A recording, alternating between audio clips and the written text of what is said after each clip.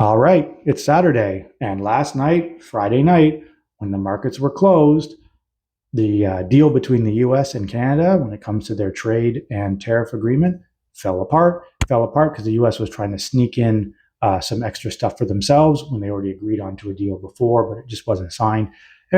Whatever it is.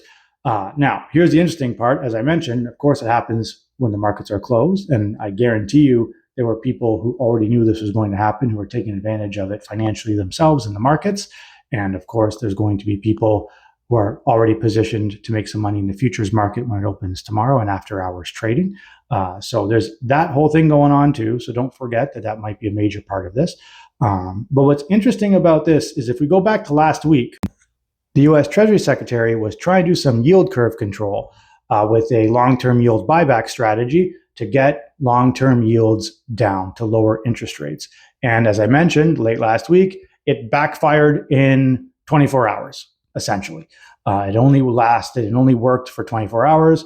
The yield buyback strategy got yields a little bit lower for a while, and then within 24 hours, it went right back up. The markets always win. We had a video about that. You can't manipulate the markets so much, especially the treasuries market. There's only so much you can do.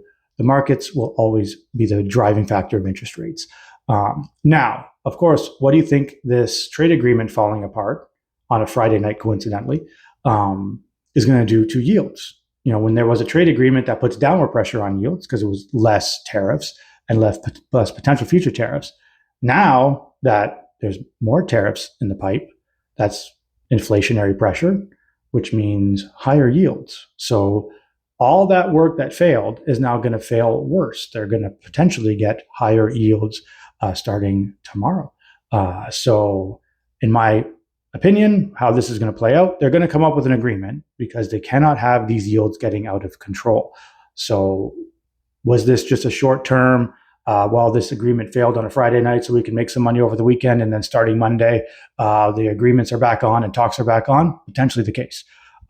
So that would be what I would think is going to happen, because if you go based off of what they were trying to do last week and getting interest rates down, this trade talk falling apart does the exact opposite. So we shall see. But once again, get your rate locks in, lots of uncertainty. Who knows where the yields are going to end up next week, and who knows how this is all going to play out in the long run.